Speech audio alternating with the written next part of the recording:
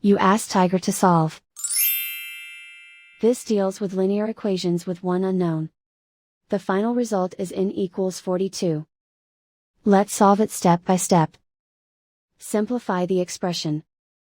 Find the greatest common factor of the numerator and denominator.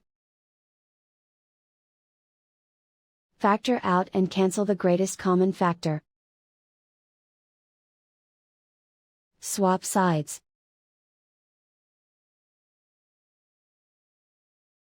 Isolate the n. Multiply both sides by 21. Group like terms. Multiply the coefficients. Simplify the fraction. Simplify the arithmetic. And so the final result is n equals 42.